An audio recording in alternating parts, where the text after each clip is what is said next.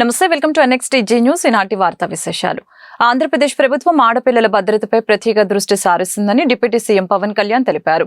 Kakinada collectorate లో అధికారులతో సమీక్ష అనంతరం ఆయన మీడియాతో మాట్లాడారు. ఇటీవల తన కూతురు కిడ్నాప్ కు గురైందని ఓ మహిళ నాకు ఫిర్యాదు చేసింది. దీనిపై విచారణ చేయాలని పోలీసులకు ఆదేశాలు జారీ చేశాం. పోలీసులు అద్భుతంగా పనిచేసి జమ్మూ కాశ్మీర్ లో ఆ అమ్మాయి ఆచూకీ గుర్తించారు.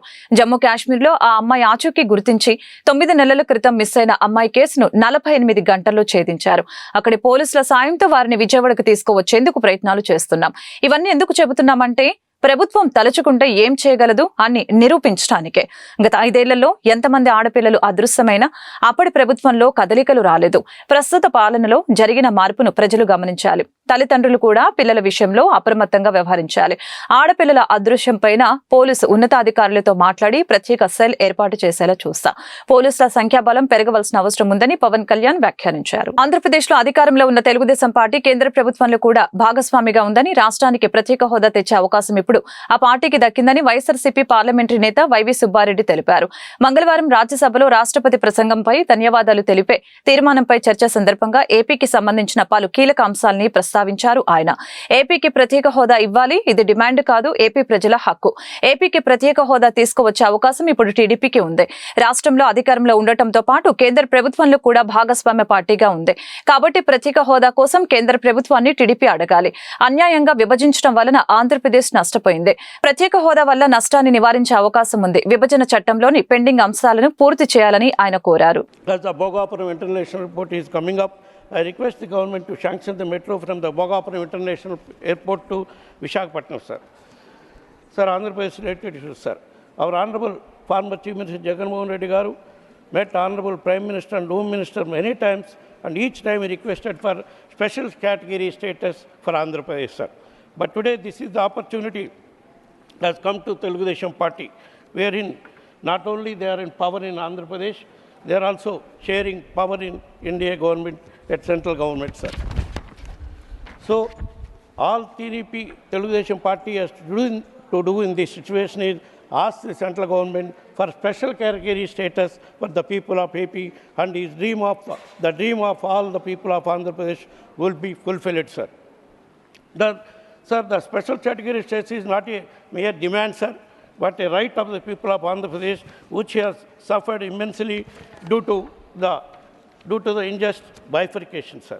The state has also faced several challenges in resolving the pending issues related to the bifurcation, such as the sharing of assets, liabilities, the allocation of employees, the division of institutions, and the completion of projects, sir. Sir, however, rather than demanding special category status, over the last 5 weeks after the result has come, the ruling party in Andhra Pradesh has sponsored, enabled a brutal wave of organized violence on the leadership and cadres and sympathizers of YSR Congress party, sir. Sir, I also request that the central government to take steps to complete the Polavaram project as early as possible, sir. Necessary funds may be sanctioned for the speedy completion of the Polavaram project, sir. I would like to request to central government, sir, to stop the privatization of Vizag steel plant, sir.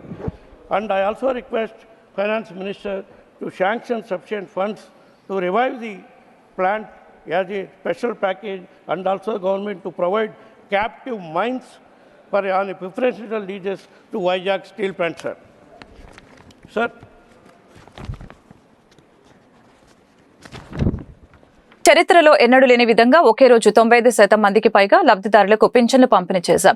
ఉదయం 6 గంటల నుంచి రాత్రి 8 గంటల వరకు 61,76,188 మందికి 4,169.49 కోట్లు అందజేశాం.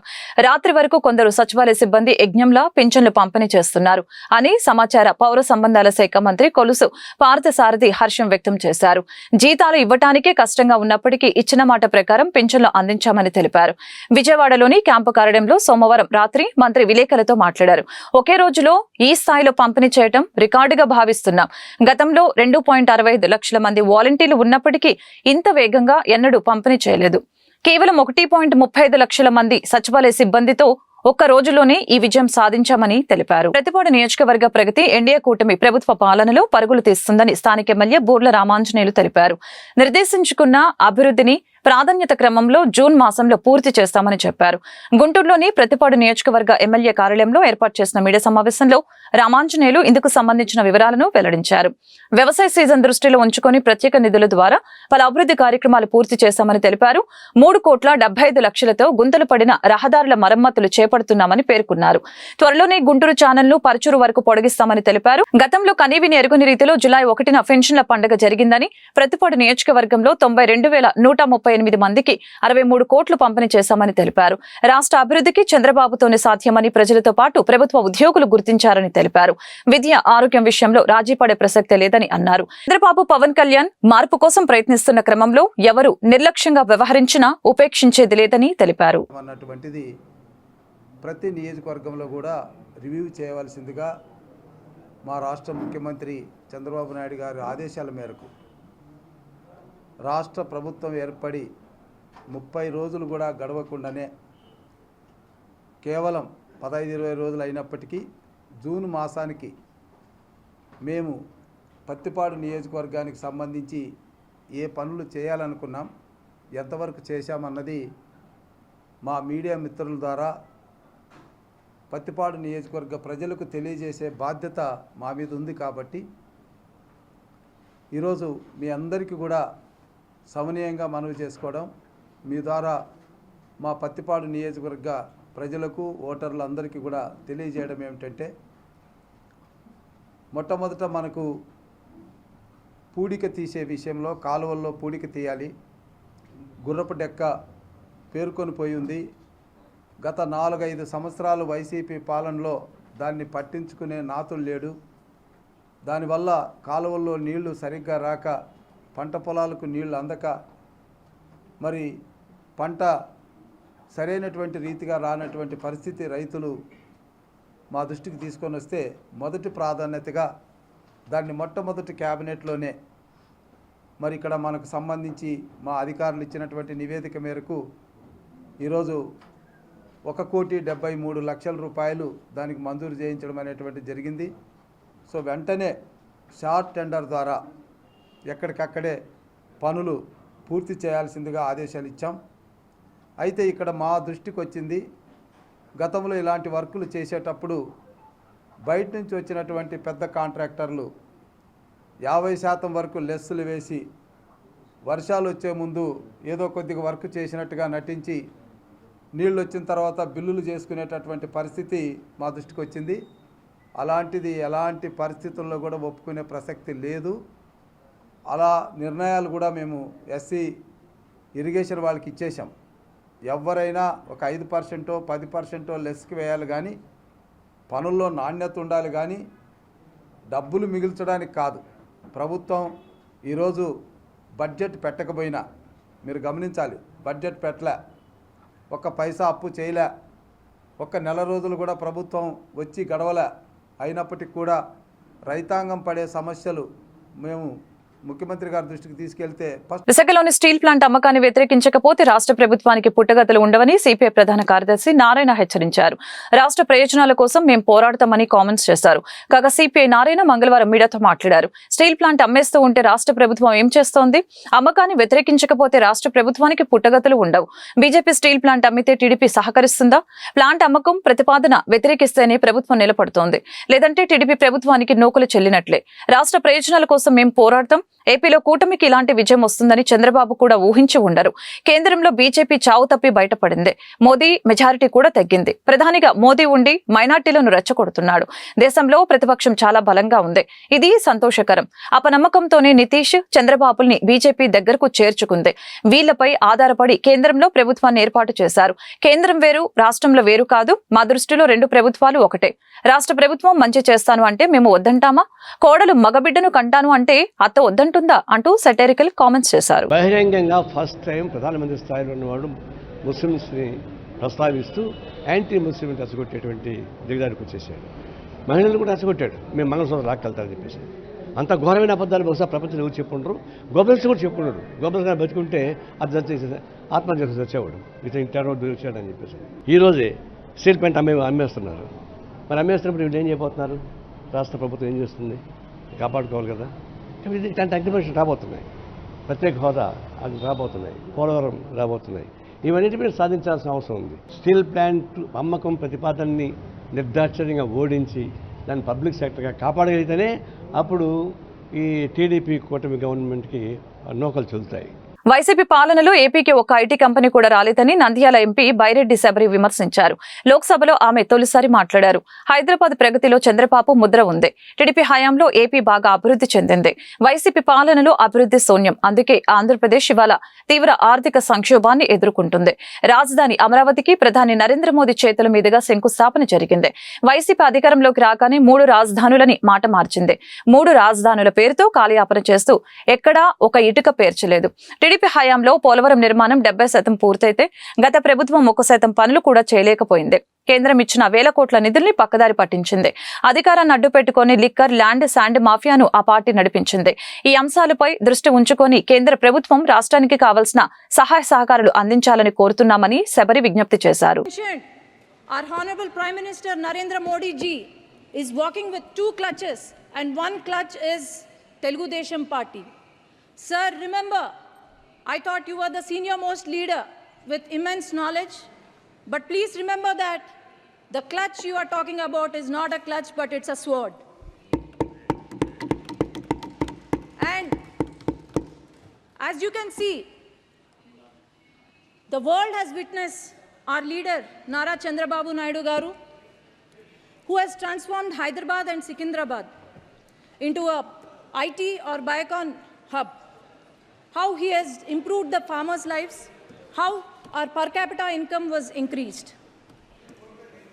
So, I would also like to remember that the youth of our state have been improved.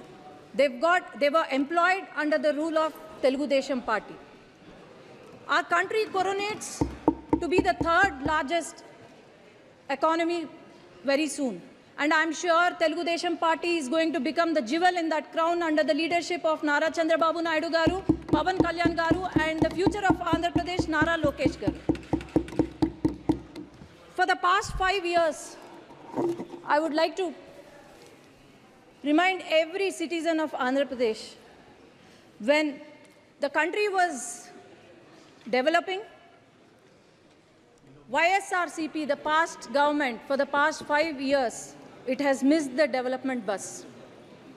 The YSRCP, due to its unhealthy fiscal policies, now the state we have acquired is in severe economic crisis.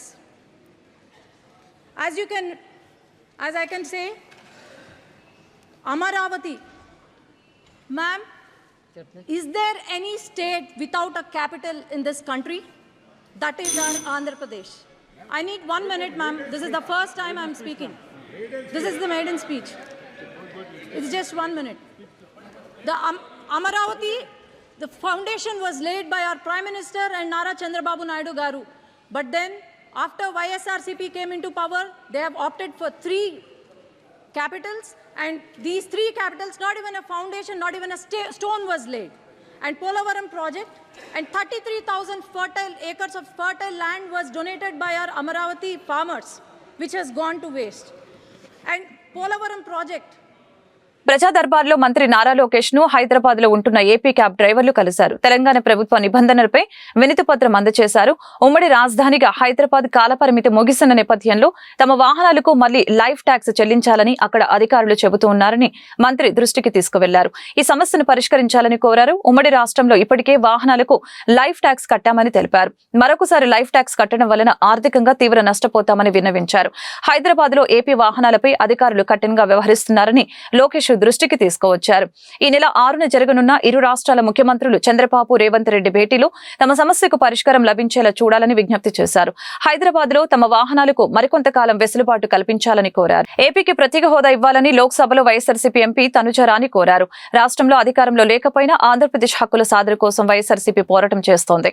సోమవారం లోక్సభలో MP తనుజరాని మాట్లాడారు. ఈ సందర్భంగా AP ప్రత్యేక హోదా ఇవ్వాలని తెలిపారు. TDP బలంపైనే కేంద్ర ప్రభుత్వం ఆధారపడి ఉన్న ప్రత్యేక హోదా ఆ పార్టీ అడగటం లేదు. వైఎస్ఆర్ కాంగ్రెస్ పార్టీ నాయకులపై, పార్టీ ఆఫీసులపై టీడీపీ దాడులు మానుకోవాలి. గిరిజనుల అభ్యున్నతికి కేంద్ర ప్రభుత్వం చర్యలు తీసుకోవాలి. గిరిజన ప్రాంతాల్లో విద్యా బోధనకు గిరిజనేతర టీచర్లు రావటం లేదు. ఈ సమస్య పరిష్కారానికి తగిన చర్యలు తీసుకోవాలి. ఆంధ్రప్రదేశ్ కి ప్రత్యేక హోదా కావాలని గత 10 ఏళ్లుగా వైఎస్ఆర్సీపీ డిమాండ్ చేస్తూనే ఉంది. ఇప్పటికైనా ఏపీకి ప్రత్యేక హోదా ఇవ్వాలని ఆమె అన్నారు. As a MP representing my community, especially after completing my MBBS, as well as having given my MD entrance, I realized the value of good education.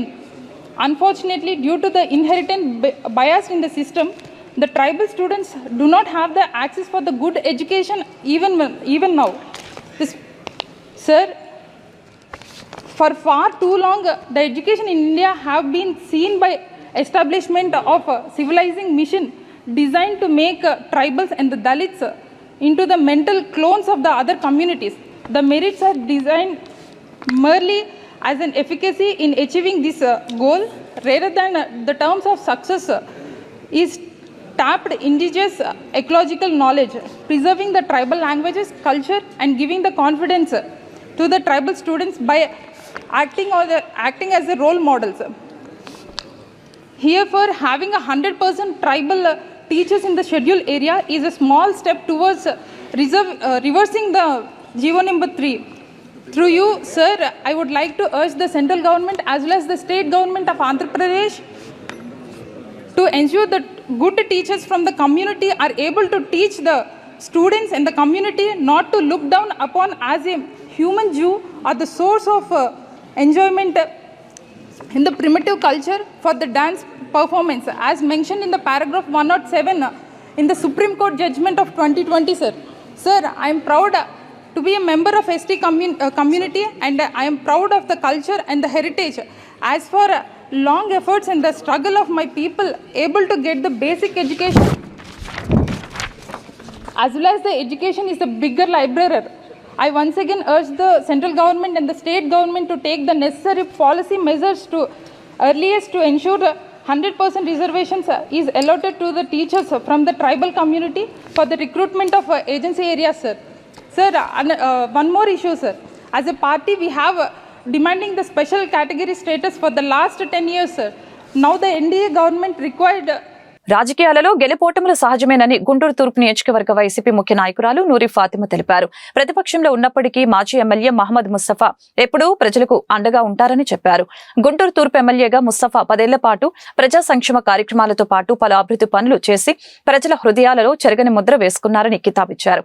Guntur తూర్పు మాజీ ఎమ్మెల్యే మహమ్మద్ ముస్తఫా కార్యాలయంలో ఆయన జన్మదిన వేడుకను వైసీపీ పార్టీ శ్రేణులు, అభిమానుల కోలాహలం నడుమ అట్టహాసంగా జరిగాయి.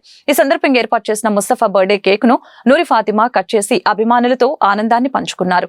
ఈ మేరకు ఆమె మీడియాతో మాట్లాడారు. ప్రజాపక్షమే తమ అభిమతమని, ఆ దిశగా వారి సంక్షేమం కోసం ముస్తఫా కుటుంబం నిరంతరం పనిచేస్తుందని వివరించారు.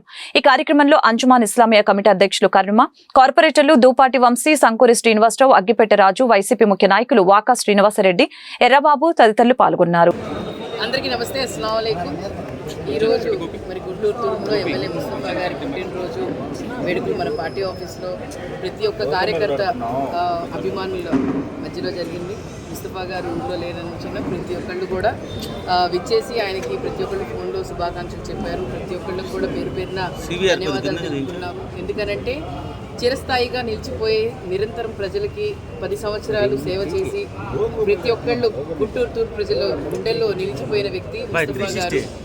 ఏ ప్రతిపక్షంలో ఉన్నా కూడా ఎప్పుడు ప్రజలకు అందుబాటులో ఉంటూ ఇప్పుడు కూడా మరి ఈ 5 సంవత్సరాల్లో కూడా జగన్మోహన్ రెడ్డి గారి ప్రభుత్వంలో కూడా నిరంతరం ప్రజలకి సేవ చేస్తూ అలాగే కొనసాగిస్తూ కూడా ఇప్పుడు కూడా ఎప్పుడు ఎవరింటికి వచ్చినా ఏ సమయంలో వచ్చినా కూడా నేనున్నాను అని చెప్పి ఒక భరోసా ఎప్పుడు ఆ కుటుంబం ఎప్పుడు ఉంటుంది. గుంటూరు తూర్పు ప్రజలందరికీ మేము వెన్నంటే ఉంటాము అని చెప్పి మరి నాన్నగారు ఏ విధంగా ఏ సంకల్పం, ఆయన రాజకీయాల్లో రావడం ఒకే ఒక సంకల్పం, ప్రజలకి నేను తోడుండాలి, ప్రజలకి నేను ఎప్పుడు వెన్నంటే ఉండాలి, ప్రజలే మరి సంతోషంగా ఉండాలి నా ఆధ్వర్యంలో అని చెప్పి ఆయన ఈ 10 సంవత్సరాలు ఎంత కష్టపడ్డారో ప్రతి ఒక్కళ్ళకి తెలుసు. అలాగే రానున్న రోజుల్లో కూడా ప్రతి ఒక్కటి కూడా ప్రజల తరపునే మాట్లాడతాం, ప్రజల కోసమే మాట్లాడతాము, ప్రజల వైపు నుంచే మేము మాట్లాడతాము. మా గొంతు ఏదైనా కూడా ప్రజలతోనే ఉంటుంది కాబట్టి నిరంతరం ప్రజలకు అందుబాటులోనే ఉంటాము. ముస్తఫా గారి సేవలు కానీ, ముస్తఫా గారు ఆయన తోడు కానీ ఎప్పుడు ప్రజలకి గుంటూరు తూర్పు ప్రజలందరికీ మేము తోడు ఉంటాము. అలాగే వన్స్ అగైన్ నాన్నగారు ముస్తఫా గారికి once again happy birthday. Andhra Pradesh ఆర్థిక పరిస్థితిపై ముఖ్యమంత్రి చంద్రబాబుకు టీడీపీ సీనియర్ నేత మాజీ మంత్రి యనమల రామకృష్ణుడు లేఖ రాశారు. రాష్ట్ర ఆర్థిక అభివృద్ధికి తన పరిశీలనను సీఎం దృష్టికి తీసుకువెళ్లారు. వైసీపీ నేతల అక్రమార్జనను రెవెన్యూ రికవరీ యాక్టు లేదా ప్రత్యేకమైన చట్టంతో రాబట్టాలని సూచించారు. గత 5 ఏళ్లలో జగన్ ప్రభుత్వం ఆర్థిక నష్టాన్ని అధిగమించేందుకు ప్రస్తుత ప్రభుత్వం చేపట్టిన పురోగతి చర్యలు అభినందనీయమని యనమల కొనియాడారు. ఆర్థిక మంత్రిగా పనిచేసిన అనుభవంతో కొత్త ప్రభుత్వానికి 15 అంశాలను ఆయన సూచించారు. ఎన్నికల మేనిఫెస్టో అమలుకు తోడ్పాటు ఇవ్వడంతో పాటు రాష్ట్ర ఖజానా ఆర్థిక ఆరోగ్యాన్ని ఈ సూచనలు మెరుగుపరుస్తాయని యనమల అభిప్రాయపడ్డారు. వార్తలు ఇంతటితో సమాప్తం. మరొక బులెటిన్లో మళ్ళీ కలుద్దాం. నమస్కారం.